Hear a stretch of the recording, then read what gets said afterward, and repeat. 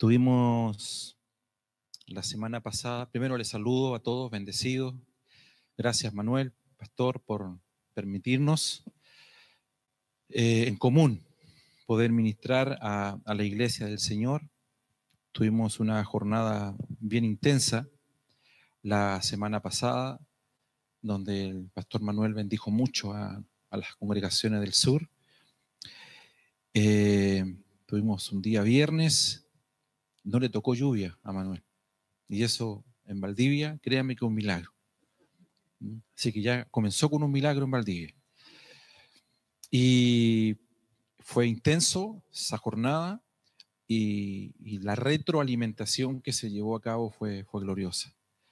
Por cierto, todo esto son avances que hay un texto que dice que Dios también está con los lentos. No es textual, pero Dios está en las montañas y Dios está en los valles. El mismo Dios que está en el monte es el mismo Dios que está en el valle. Dios está con los rápidos, pero Dios también está con los lentos. Está con aquellos que van muy, pero muy rápido y van, como pareciese, van como 3 estaciones más adelante, según ellos, ¿cierto? Y otros que vienen bien atrás. Entonces no es mayor el que va adelante, ni menor es aquel que viene atrás. Por lo tanto, nosotros tenemos este tipo de nivelaciones. Podríamos llamarlas nivelaciones apostólicas, nivelaciones, le llamamos EAM. ¿Qué significa EAM? Escuela de alineamiento ministerial. Estoy clarito, ¿cierto? Escuela de alineamiento, llevamos como 5 años y se me olvidó escuela de alineamiento ministerial. O sea, yo soy de los que vienen atrás, se da cuenta que soy lento. ¿Lo notaron, cierto? Pero ha sido increíble, hermano, ha sido increíble. Así que a todos los pastores presentes, también amigos, esto es para todos, estamos todos involucrados. Me acompañan unos pastores amigos también de Santiago, ¿no? Tengo acá también unos amigos pastores de Valparaíso, bueno, y el pastor Cisterna también que llegó de Santiago. Así que, y las pastoras del ministerio, pastora Magali, pastora Raquelita, que también nos acompañan de Santiago. Así que, bien, pues, permítanos el Señor poder fluir y vamos a seguir con la introducción porque mañana es una jornada muy, pero muy larga. Estamos de las 8:30 a las 9. Oye, allá en Valdivia fuimos, pero puntuales. Mañana a las 9 comenzamos y eso es largo mañana. Paramos a la hora del almuerzo y continuamos hasta a las 6 de la tarde. Así que dígale al que está a su lado, así que dile, saca todos los lápices que tengas y vamos a comenzar. Yo quiero primero establecer un piso, una base, que es la que nos va a permitir, y en mi caso, yo voy a comenzar con una línea hoy y voy a continuar hasta que Dios nos dé la jornada de mañana. Vamos a abrir la Biblia en Hechos capítulo 9, y haciendo o comprendiendo en el espíritu que todos sabemos de qué habla el relato. Hechos capítulo 9, del 1 al 6, nos menciona el llamamiento del apóstol Pablo. Llamamiento del apóstol Pablo. Hacía mención el pastor Manuel que en esta estación en la cual nosotros nos encontramos, es un camino de constante renuncia, ¿sí o no? Renuncia a lo personal en pos de lo que significa el reino del Señor.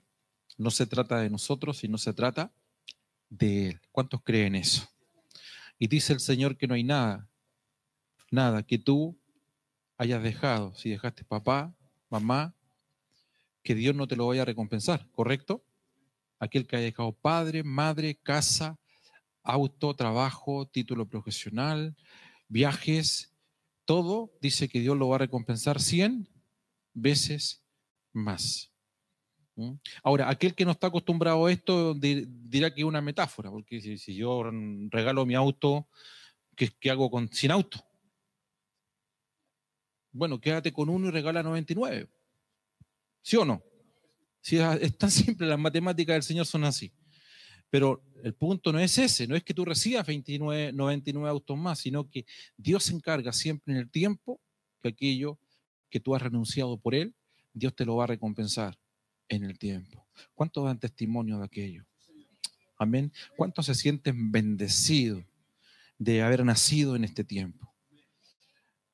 Los veo súper entusiasmados esta noche, pero debe ser el frío, ¿cierto? ¿No?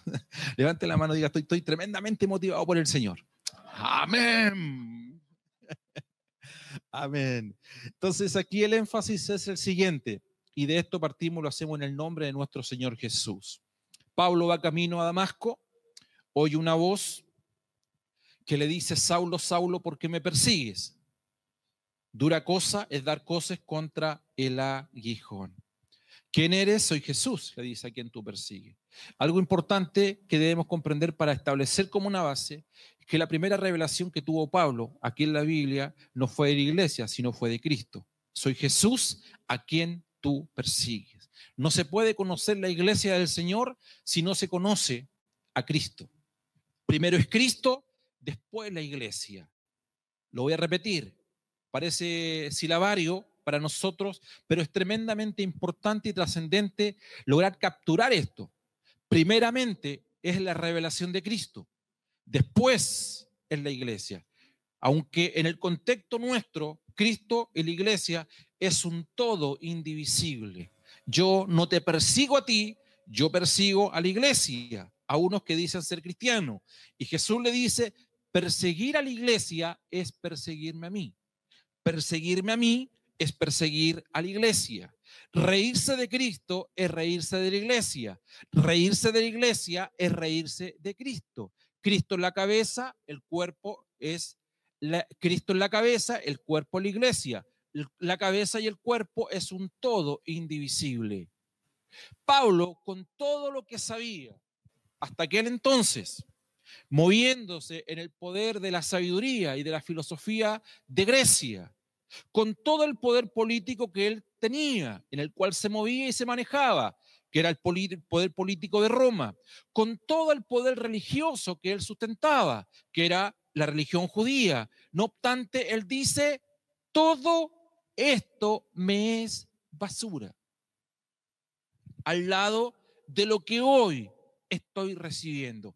Quiero decir algo profético esta noche. Creo que estamos en el mejor tiempo de la iglesia del Señor. Nunca antes en el mundo, al menos yo así lo puedo percibir, ha habido tanto fluir y tanta revelación de la iglesia del Señor. No somos mejores que los de atrás. Por favor, no estoy diciendo eso, ni los de atrás mejores que nosotros, solamente es el cumplimiento que la vida del justo es como la luz de la aurora que va de aumento en aumento hasta que el día es perfecto. Por eso que el Señor establece un punto de base con Pedro, cuando le dice a Pedro, sobre lo que tú acabas de declarar, yo voy a edificar la iglesia. Tú eres el Cristo, estableció una roca, estableció un fundamento y Jesús dice, sobre este fundamento yo voy a edificar la iglesia. Estamos en los tiempos en que el Señor está perfeccionando la iglesia. Pero no ha sido fácil, por cierto. ¿Estamos de acuerdo? Bien. Ahora, pasó un tiempo y llegamos al capítulo 22 del libro de los Hechos. Y ya Pablo ya tiene un estatus y él comienza a hablar y a declarar lo que a él le había pasado. Y si usted ve el capítulo 22 es un extracto literal de lo que ocurre en el capítulo 9. Por lo tanto, la visión que tiene Pablo de lo que a él le aconteció es la visión tal cual ocurre allí en el capítulo 9. ¿Qué ocurre en el capítulo 9 y qué es lo que cuenta Pablo en el capítulo 22? Él dice, a mí se me apareció Cristo, camino a Damasco. Y yo dije, ¿quién eres, Señor? Y oí una voz que me dijo, tú eres el Cristo. Por lo tanto, no hay mucha diferencia en el tiempo. al contar su testimonio. ¿Qué ocurre en el capítulo 9? Hay una intimidad y sucede, y hay un hecho que es la voz audible misma, que es la que está oyendo Pablo de parte de Jesús en ese momento. Pero esa voz se detiene y en un momento determinado le dice: ahora vete a la ciudad, a la casa de un tal Ananías, y dice, y allí se te dirá lo que debes hacer. La primera experiencia que nosotros tenemos en la vida cristiana, es cierto, es una revelación poderosa, unilateral de parte del Señor, que sacude nuestro espíritu. Sacude nuestro espíritu. A usted no lo llamó un pastor. Usted no pertenece a Familia con Propósito, ni a esta congregación, ni a ninguna congregación en sí misma. No le debemos respeto a la casa y al padre de la casa, al quien Dios ha establecido. Pero no sé si usted sabía, acá en Valparaíso estoy hablando, a usted no lo llamó el pastor Manuel Mora. Y aquellos que son de Santiago, a usted no lo llamó el pastor que usted tiene en Santiago. A usted le llamó el Señor. La primera revelación que nosotros tenemos viene directamente de Cristo. Pero el mismo Cristo que nos desnuda y nos es revelado en esa primera experiencia, es quien nos dice luego: vete a la ciudad, porque allí se te dirá lo que debes hacer.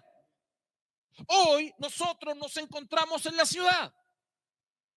Hemos venido de Santiago, han venido del sur, han venido del norte. No sé de qué lugar usted vino, pero hemos llegado a la ciudad porque en la ciudad se te dirá lo que debes hacer. La pregunta es otra: ¿pudo habernos Cristo mismo al momento de nuestro llamado habernos revelado todo? Lo pudo haber hecho. Lo pudo haber hecho. Pero el mismo Dios que llamó a Pablo, ¿cuántos Saulos de Tarso hay aquí en este día? Todos hemos sido un Saulo de Tarso.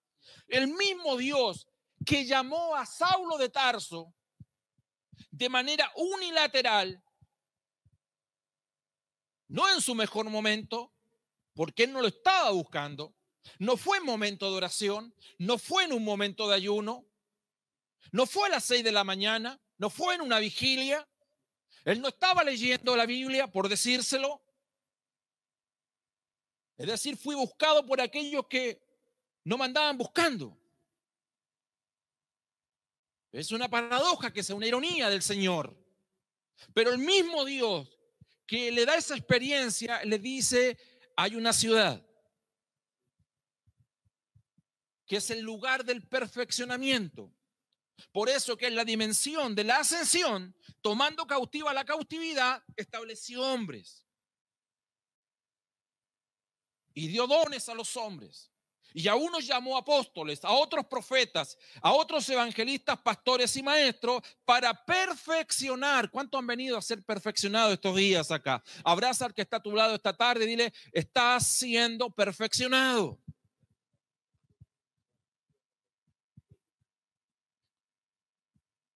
Y hay un área en nuestras vidas que es el área de la perfección, que Dios lo remite a hombres imperfectos, pero que tienen un Dios perfecto.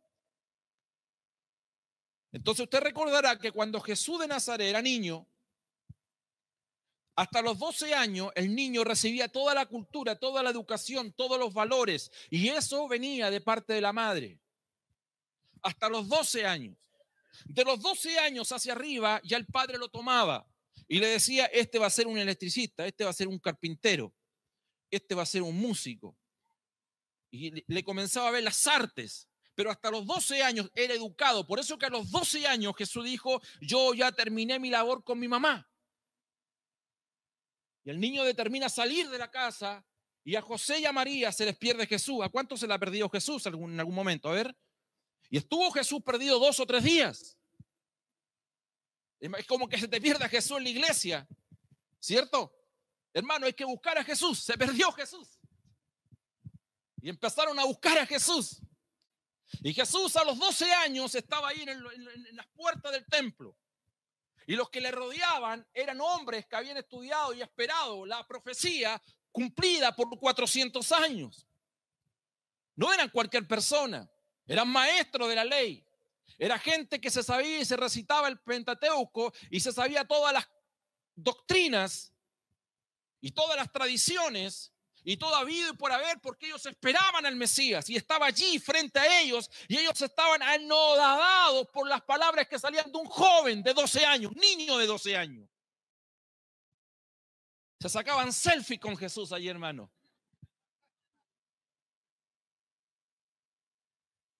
Y Jesús, como era judío, también a Lucas la foto decía.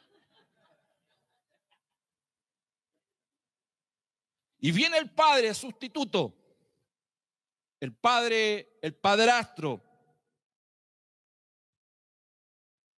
de Jesús, José. Y Jesús, el niño Jesús, 12 años, para todos representaba algo. Sabiduría. Representaba manifestación, representaba el ejemplo de un niño que a los 12 años recitaba el Pentateuco. Y José lo toma, y lo toma de la oreja, hermano. Y se lo llevó a la casa, esto no lo busquen en la Biblia, no aparece, por favor, ¿ya? Y lo tomó de la oreja y se lo llevó a la casa. No se lo llevó al estadio, ni a ver una carrera de caballo, se lo llevó a la casa. Diga conmigo, casa. Y usted, de los 12 años hasta los 30 años, usted no encuentra indicios en la Biblia de qué ocurrió y qué pasó con Jesús de Nazaret. ¿Sabes qué aprendió? De los 12 años, Jesús, no con María, sino con José, su padre, en la tierra.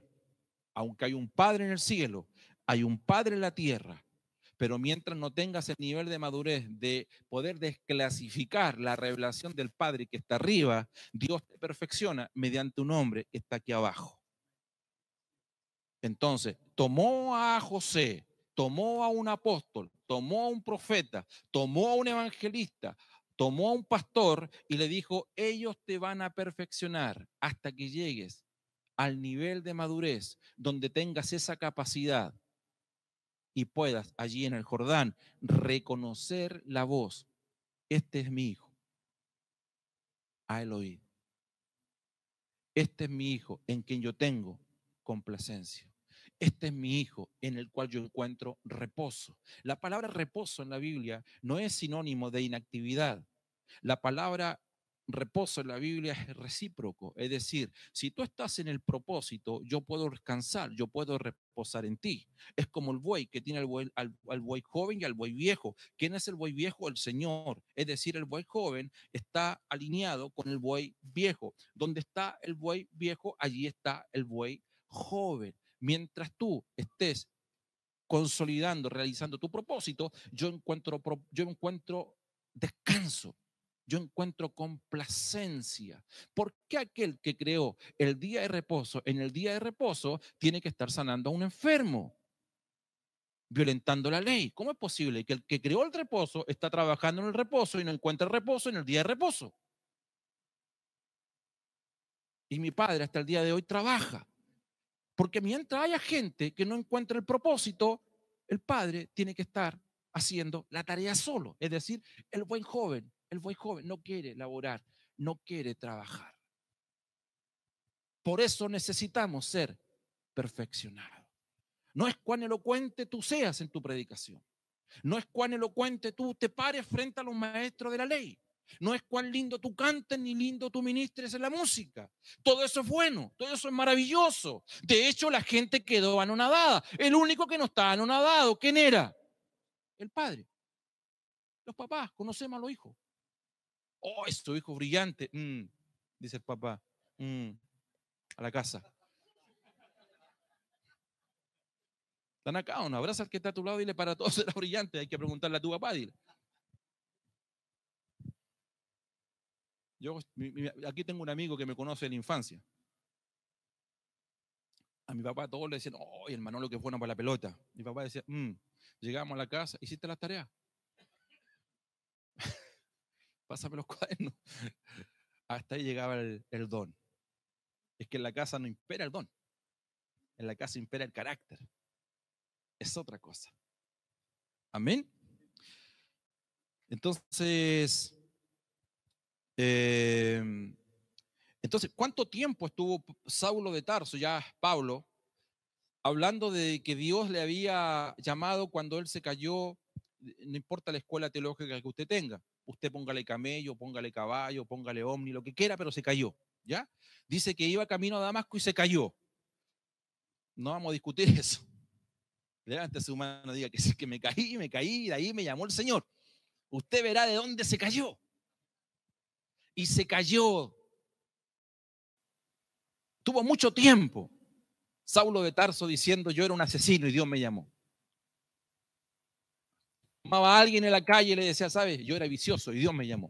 Yo era borracho y Dios me llamó. Yo engañaba a mi esposa. No la engañó más. Dios me llamó. Yo me juntaba con los amigos en la esquina. Éramos drogadictos, pero Dios me llamó. Ahora, cuando tú haces eso y lo cuentas una vez, está bien. Pero cuando pasan años contando lo mismo, ¿cierto? Y nadie está poniendo en duda. De hecho, los testimonios son testimonios.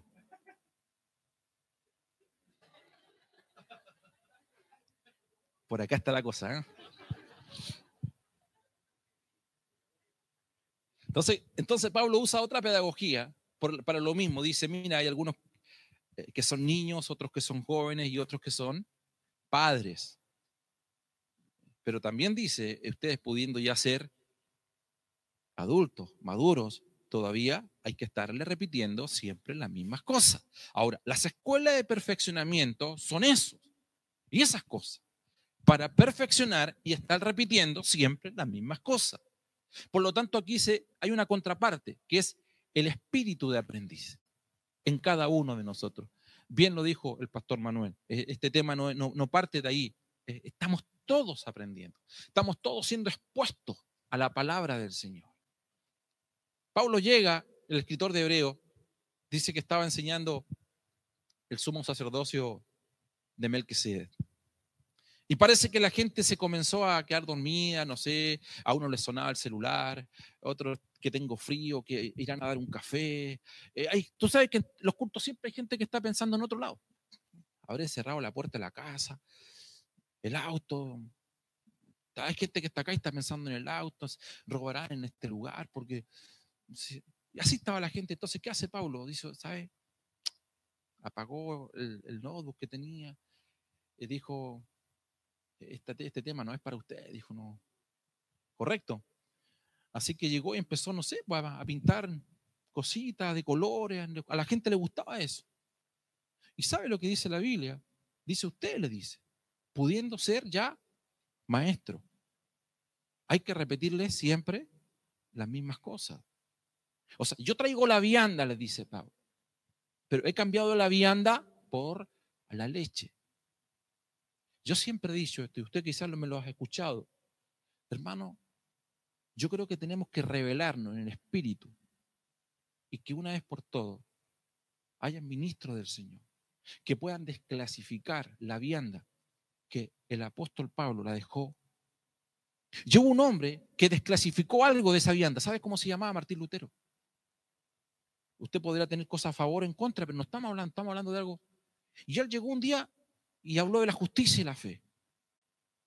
Y leyó a Habacuc. Y Habacuc dice que el justo por su fe se salvará. Y en la revelación él entiende que no es por su fe, porque la justicia del humano, dice, como un trapo de inmundicia. No trae fructificación, no trae fruto. Resultados puede tener, pero frutos para Dios jamás. Entonces él lee y escribe y dice, Pablo, dice que la justicia de Dios no es por obra, para que nadie se gloríe. Hermano, Martín Lutero desclasificó un versículo, uno. Por un versículo comienza la reforma. Por un versículo bíblico que está en Romanos, han salido todas las iglesias protestantes del mundo en 500 años. Por ese versículo se han dividido todas las congregaciones del mundo. Casa de Pan 1, Casa de Pan 2, Casa de Pan 3. Familia con propósito reformada, familia con propósito más reformada, familia sin propósito, por un versículo. La pregunta es, ¿tú te imaginas? Yo dije, estamos en un tiempo donde se está revelando la palabra como nunca. Que eso que fue la vianda que quedó allí en algún lado, nosotros pudiésemos tener luz, mayor luz, a todo lo que está en la palabra que nosotros conocemos como el nuevo pacto, ministros competentes de un nuevo pacto, no de la letra, sino del espíritu. Bendito sea su nombre. Vamos, por favor, pégale un codazo al que esté a su lado y le despierta, no te puedes quedar dormido, dile. Amén. Entonces pasó un tiempo y en Gálatas capítulo 1, verso 6, en Gálatas capítulo 1, verso 16, era por si estaban atentos. Dice, usted me ayuda si es el 6 o el 16 ahí. Dice, Pablo dice, que agradó al Padre revelar a su Hijo, ¿cuándo? Cuando yo estaba en el vientre de mi mamá. ¿Es eso?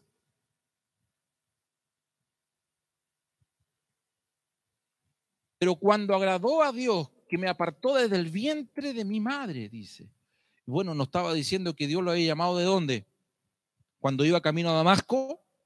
Pero mira, a mayor luz, él ya no está viendo cuando se cayó camino a Damasco. Él tiene mayor luz y dice, no, lo de camino a Damasco fue simplemente un accidente porque yo tuve que pegarme ese porrazo, o si no yo nunca hubiese entendido ni comprendido en mi espíritu que yo ya estaba escogido desde el vientre de mi madre. ¿Cuántos creen eso? Tú entiendes que tú no te convertiste ni en la iglesia pentecostal, ni en la iglesia bautista. Ese fue el medio que Dios usó. Ni en la sacra santa iglesia de la cual tú y yo venimos. No, ese fue el medio, digamos, un accidente que Dios usó con la única finalidad que entendamos y comprendamos a mayor luz, que ya veníamos escogidos del vientre de nuestra mamá. Eso a mí me pone los dedos, los pelos de punta, hermano. Hay algunos que no pueden decir eso, pero...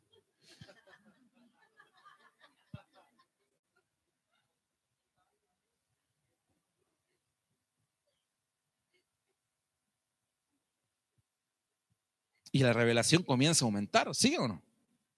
Y en Efesios 1:4,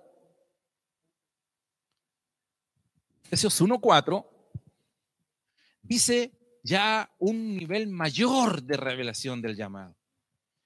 Y él dice, según, vamos a hacer en términos singular, según me escogió en él antes de la fundación del mundo. Entonces ya no, su llamado no comienza camino a Damasco. Su llamado no comienza en el vientre de su mamá, sino él dice que fue escogido antes de la fundación del mundo. Pero dice, lo escogió en él. ¿Quién es él? Cristo. Por lo tanto, ni tú ni yo tenemos un llamado. Al llamado lo tiene él. Y el que está en él. Amén. Él, el que está en Cristo.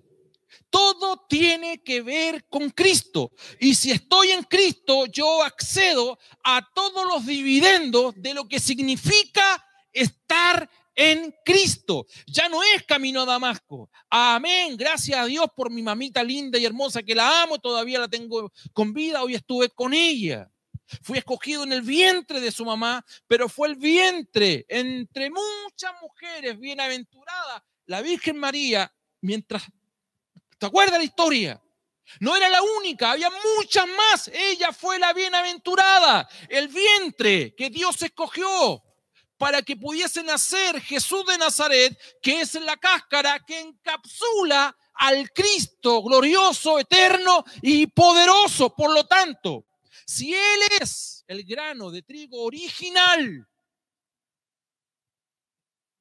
el modelo, la casa piloto que nosotros conocemos. Cuando usted entra a una casa piloto, le dicen, mira, usted sabe que a la casa a la cual usted va a llegar es tal cual esa casa piloto. Jesús fue esa casa piloto, el modelo, el gran original. Y por la misma razón y la misma causa que le pasó a Jesús de Nazaret, en su carne, por la misma razón le pasó a usted. Es decir, en su cáscara usted necesita un vientre, pero la esencia misma de lo que es usted viene desde antes de la fundación del mundo. Abraza al que está a tu lado esta noche, dile, tú no tienes la más mínima idea quién soy yo, dile. Y si tiene a su esposa al lado, dile, escuchaste al pastor, ¿cierto? Qué tremendo Dios. Amén. Bueno, mire, vamos a Hechos capítulo 18. Estamos bien a la hora, Pastor Manuel, ¿cierto?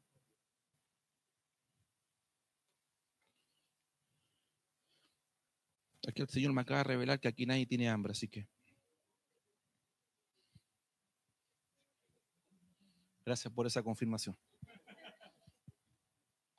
Hechos capítulo 18. El verso 24, si podríamos, me puede ayudar, por favor. 24 al 26. Dice, llegó entonces a Éfeso un judío llamado Apolos. Hermano, Apolos, voy a poner un ejemplo, es el Benijín de nuestros días. ¿Cuánto han visto a Benijín? Quizás no ahora, pero hace unos 10 años atrás. 15, ya.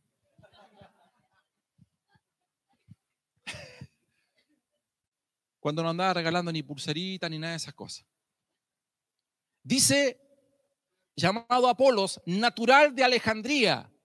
Número 1, varón elocuente. Número 2, poderoso en las escrituras. Número 3, había sido un hombre instruido en el camino del Señor. Número 4, siendo de espíritu fervoroso. 5, hablaba y enseñaba diligentemente lo concerniente al Señor, aunque solamente conocía el bautismo de Juan. Déjamelo ahí un poco, por favor, el bautismo de Juan. Mira, yo tengo aquí las características. Elocuente, poderoso en la escritura, un hombre instruido, espíritu fervoroso, hablaba y enseñaba diligentemente. Pregunto a los pastores que están acá, ¿a cuánto le gustaría ser líder en la iglesia? Tremendo, ¿sí o no? Levante su mano derecha, diga conmigo, diga, a Apolo le sobra todo lo que a mí me falta.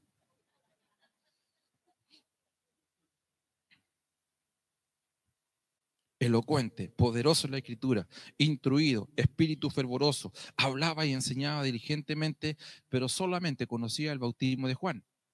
Juan, el Bautista, es 30 años antes de esta escritura, 30 años antes. Juan el Bautista, cuando empieza a enseñar, él dice, es necesario que yo mengüe, pero que él crezca. Lo decía por Jesús. Es decir, cuando él aparezca, mi ministerio termina acá. Si ustedes creen que yo predico bien, ustedes deben escuchar a mi primo. Y empezaba a repartir CD del primo. Porque él sabía que el primo era mejor que él, ¿sí o no? Así que la gente ya no quería escuchar a Juan. Porque Juan de manera honesta decía, mira, yo tengo mis días contados, yo estoy cumpliendo, soy el precursor del reino. Lo que pasa es que todos empezamos así, ¿sí o no? En la iglesia. Pastor, nosotros decimos en la iglesia, estamos para la batalla y el combo. Pastor, cuente conmigo. Pastor, usted me manda a Playa Ancha voy. Pastor Manuel, usted me manda a Casablanca, a Casablanca. Pastor, mándeme a Peña Blanca, a Villa Alemana. Pastor, yo estoy a su servicio. A mí me llamó el Señor. ¿Cuántos dicen eso? Ya nadie, ya no hay, ya. Hermano, todos empezamos como Juan. Señor, tú crece, yo debo menguar. Como a los 3 meses ya conocemos las mañas de la iglesia, ¿sí o no? Ya comienzan unas cositas en el corazón a hacernos ruido, la sed, el poder, las ambiciones. Si Él lo hace, porque yo. Así todos comenzamos como Juan. Juan, hermano, usted lea la primera parte de Juan, es el hombre más humilde. Tan humilde era que cuando su primo se va a bautizar, él no dice que era su primo. Él no dice, ahí viene el hijo de la tía María. No dice eso.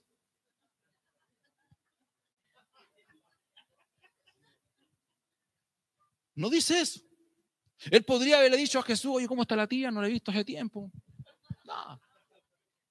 Él dice ahí el Cordero de Dios, quien quita el pecado del mundo. Y se salió, hermano. Fue tanto, dijo, yo no merezco bautizarte. Tú tienes. Jesús le dijo, mira, yo sé lo que es autoridad, yo sé que yo te creé a ti, pero para que esta cuestión se cumpla, hagámosla rapidita, bautízame y después cambiamos los roles, después yo te mando a ti. ¿Ya? Simple. Así pasó, así fue. Y tú comienzas a ver después que como a Juan le gustó y veía que Dios le usaba y ya parecía, empezó en crisis, parece que no predica tan bien, parece que yo predico mejor que él, parece que yo he bautizado más que él. Entonces puso su iglesia al frente. De hecho, cuando llegaba gente a la ciudad, empezaban a preguntar y le decían, ¿cómo es la iglesia de Jesús? La iglesia de Jesús beben y comen, ¿se acuerda? Y en la iglesia de Juan oran y ayunan. ¿A cuál se va usted? ¿Tienen duda? ¿A cuál se va usted? ¿Cómo bebo y después me voy a orar y ayunar?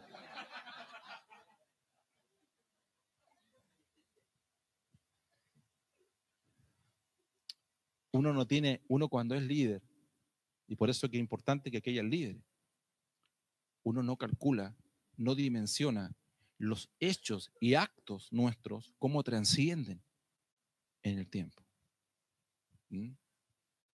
A mí me ha ayudado para bien y para mal.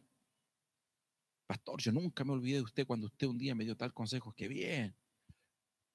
Pero tampoco nunca me voy a olvidar cuando usted un día enseñó eso y hoy día está enseñando otra cosa. Y yo digo, ¿cómo sacar esa prédica que enseñé hace 10 años atrás? ¿Cierto? Aquí pasaron 30 años y el que dijo que iba a menguar para que Jesús crezca, nos encontramos en una iglesia de un hombre que era elocuente, poderoso, instruido, espíritu fervoroso, hablaba y enseñaba diligentemente y lo único, había sido improntado el nuevo nacimiento, los dos nuevos nacimientos se requieren improntas. En el biológico usted fue improntado por papá y mamá. En el espíritu, que no es de varón y hembra, somos engendrados por el espíritu, la impronta de Dios, que tiene la vida y la naturaleza de Dios. Usted está aquí esta tarde y todo el filtro que usted está colocando a la palabra va a depender de la escuela a la cual usted fue improntado. Si usted fue en pentecostal, usted tiene una impronta pentecostal. Usted está esperando ahí que yo me pegue un salto, un aleluya, un gloria a Dios y termine hablando en lengua. ¿Sí o no? El que el bautista ya me encuentra muy gritón.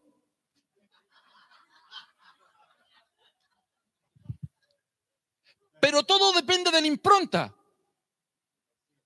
Porque fuimos improntados. 30 años después, la impronta de Juan el Bautista asoma en la iglesia, hermano. 30 años después. Tú sabes cuántas cosas se pueden hacer para bien o para mal. En 30 años, nosotros estamos pagando consecuencias de eso. De lo bueno y de lo malo. Estamos pagando consecuencias de las cosas que no. Mira, no fueron las cosas que se enseñaron solamente, las que se dejaron de enseñar. No son las cosas que se hacen, sino las cosas que se dejaron de hacer. Y tiempo y oportunidades acontecen a todos. Y si la oportunidad la tuviste, se te escapó. Ya se dejó de hacer. No solamente vamos a dar cuenta por las cosas que hicimos, sino por las cosas que teníamos que haber hecho y no las hicimos. Ahora, siempre hay gente de Dios. En los tiempos y estaciones proféticas, siempre hay gente de Dios. ¿Y con qué nos encontramos en el versículo siguiente, por favor? Y comenzó a hablar con denuedo en la sinagoga. No, si se la creía, mira. Pero cuando le oyeron, gracias a la gente que oye, y sé que aquí hay gente que está oyendo, le oyeron Priscila y Aquila. ¿Qué le hicieron? Lo avergonzaron. Eso hicieron. Tú tienes que honrar siempre en público. Corrige en privado. Ah, que las cosas del Señor, no, eso no es para usted. ¿Ah? Hay gente, en todos lados hay gente que ventila y cree hacerlo en el espíritu. No, no es así. Mira la sabiduría de ellos. Dice, le tomaron aparte. ¿Y qué hicieron? Le expusieron más exactamente el camino de Dios. ¿Para qué son las escuelas? No porque lo que usted tenga hoy sea necesariamente malo, ni lo que yo tenga sea necesariamente malo, sino la escuela de perfeccionamiento, las escuelas ministeriales, la escuela apostólica, es cuando Dios nos toma y nos pone personas. Porque mira, Apolo es como un Jesús de Nazaret a los 12 años.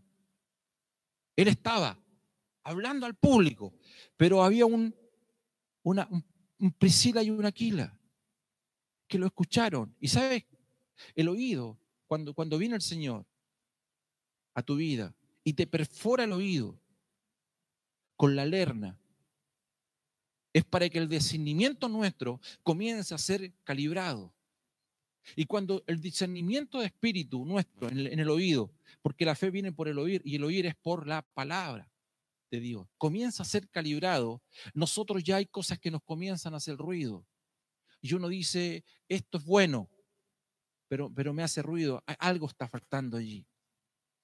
Algo está faltando, porque cada palabra que viene de la boca de Dios comienza a ir edificando. Por eso le dice a Pedro, voy a edificar sobre lo que tú acabas de decir. Yo voy a edificar, no importa cuánto tiempo, pero en la medida que yo voy a ir edificando de manera paralela, también mañana voy a hablar de eso, también voy a ir destruyendo.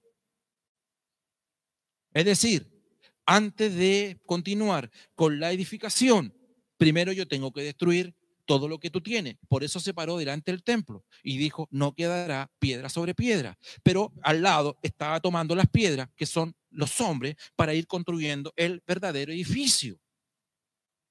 Mientras Dios está construyendo su edificio, lo va construyendo en la medida también que nos va destruyendo todo lo que Él no edificó en nuestras vidas. ¿Me está escuchando? Entonces fíjate que lo toman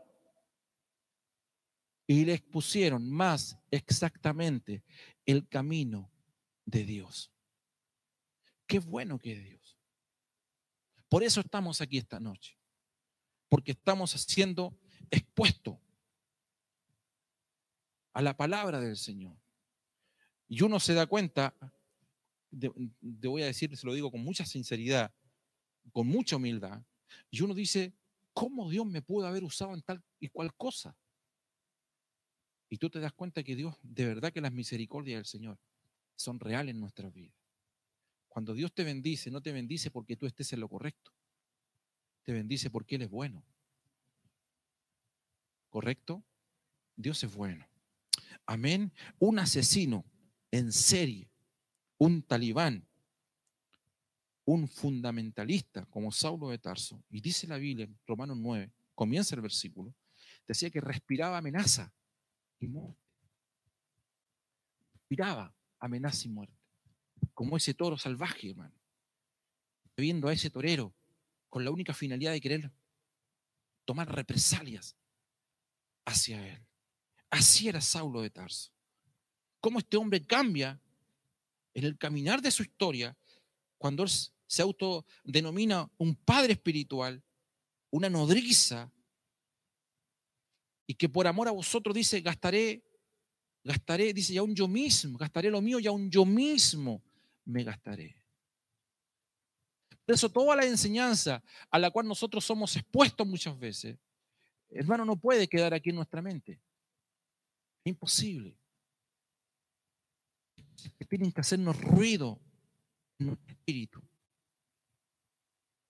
Y hay una ciudad que Dios ha remitido para todos nosotros. Allí se nos dirá lo que nosotros debemos hacer. Por eso Dios a usted le ha honrado con un gran pastor. ¿Sí o no? y los que vienen acompañados de sus pastores acá. Así es. Todo pastor, hermano, no hay pastores con iglesia. ¿Sabía eso? Ningún pastor pastoreó nunca sus ovejas en la Biblia. Las ovejas de Moisés eran de Jetro. Siempre, nunca las ovejas son nuestras. Porque un pastor le pertenece a Dios. Por eso que dice que Dios dio. Él dio dones a los hombres. Él dio un pastor a la iglesia. Y si Dios da un pastor, tiene el derecho de sacarlo un día o no. Por eso cuídalo siempre. Ahora, esa ciudad que conocemos como iglesia tiene un sistema incorporado. La iglesia tiene un sistema incorporado que tiene que ver con la vida y con la naturaleza de Dios. Dice que cuando Abraham andaba en el desierto, dice que él esperaba, Hebreos 11:10 dice que él esperaba una ciudad. Esa ciudad, dice, tenía cimientos. Esa ciudad tenía un arquitecto. Esa ciudad tenía un constructor. ¿Cómo se llamaba ese arquitecto y ese constructor? Dios. ¿Cuántos aman a esa ciudad? Esa ciudad es la iglesia del Señor. Qué hermoso. Pero cuando hablamos de iglesia, que tiene un sistema incorporado, no olvidemos que cuando el apóstol Pablo también habla de participación en la mesa, él dice que nosotros debemos discernir esa ciudad, que es el cuerpo de Dios. ¿Saben de qué estoy hablando, cierto? Cuando habla de discernir ese cuerpo, cuando habla de discernir la iglesia, es porque hay algo allí con lo cual nosotros topamos. Por eso que la Biblia, cuando nos enseña la palabra iglesia, eclesía, los que están afuera, los que vienen, hay 4 definiciones, hay muchas definiciones de lo que es iglesia. La más trivial, la más conocida, la que nosotros más manejamos, es lo que nosotros estamos haciendo en esta noche. Que conocemos la iglesia como un número de personas. Conocemos la iglesia como una asamblea. Conocemos la iglesia como ir el día domingo a la iglesia. ¿De dónde viene? De la iglesia. Por lo tanto, lo sepa o no, la definición más primaria de lo que es iglesia es el número de personas, pero la palabra iglesia es una palabra secular. Por lo tanto, esa definición tú la encuentras en todo lugar. Tú vas a una sede deportiva, ahí hay una eclesía, hay una iglesia, porque hay un grupo de personas que los une un propósito en común y están en ese lugar. Pero cuando la Biblia te habla de iglesia, no se refiere a esa definición necesariamente. ¿Por qué digo eso? Porque cuando terminemos esta noche, cada uno se va a su lugar. Por lo tanto, el concepto de iglesia se disuelve. Y aquí entiendo que no queda absolutamente nadie. Si habrá un cuidador, los perros, pero aquí no hay, por lo menos la iglesia se disuelve. Hermano, hay iglesias que se disuelven, ¿sabía eso? ¿Sabían eso? Hay iglesias que se disuelven. Porque tienen un concepto de iglesia en el nivel más primario. Por eso que hay iglesias que tú la defines con un presidente, un secretario, un tesorero, primer director, segundo director y tercer director. Eso es organización, eso no es iglesia. Nosotros somos una organización, familia con propósito, que tiene un presidente, un vicepresidente, un tesorero, un secretario, un primer director, segundo director, tercer director y todos los directores. Y para que todos queden con cargo, N director. Todos los fundadores de la iglesia están allí. ¿Correcto? Pero eso no es iglesia. Eso es una organización. La iglesia no es una organización. La iglesia es un organismo. Y cuando la iglesia como organismo manda más el tesorero que el pastor, allá hay problema. Nadie dijo amén. Allí hay problema. Esa es una organización fiel a su reglamento y a sus estatutos y me parece bien, pero no definamos eso como iglesia. Puede ser la mejor organización en Chile, pero no me diga que es iglesia, porque la iglesia no se planificó, la iglesia nació. Una organización se planifica, tiene estatuto y tiene reglamento. Pero la iglesia trasciende. Cuando la organización es el buey que lleva la carreta, hay problema. Pero cuando la iglesia es el organismo que necesita una investidura secular, que es la organización, para ser viable en una sociedad, estamos bien. Entonces, el segundo nivel de lo que nosotros conocemos como iglesia no es asamblea. Pablo habla en Efesios y dice la familia del Señor. Y tú entenderás que el concepto de asamblea es completamente distinto al concepto de familia. ¿Por qué lo digo? Porque cuando nos vayamos de este lugar, las asambleas se disuelven, pero las familias se ven en el mismo auto.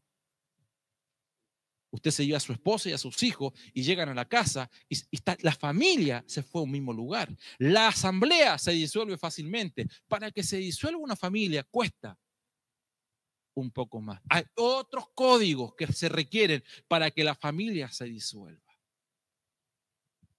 Usted puede pelear con un amigo, ¿sabes qué?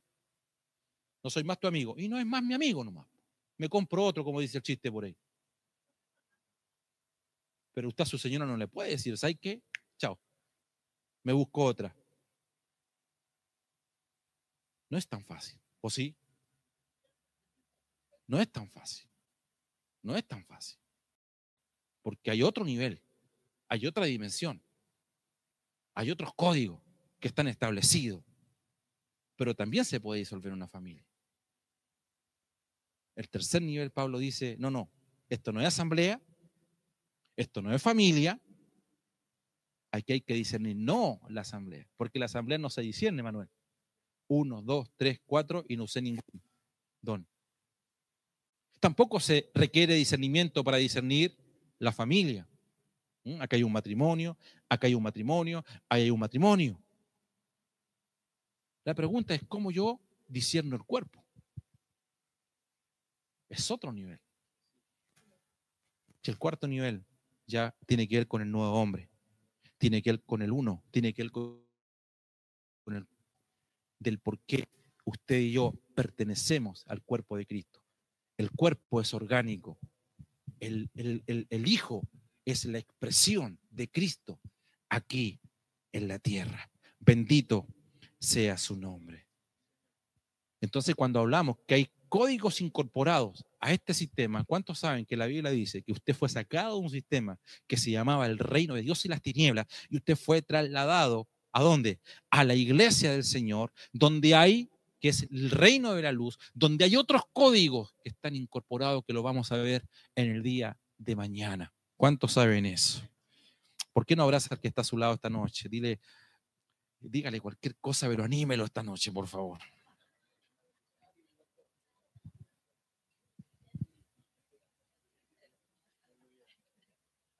Amén.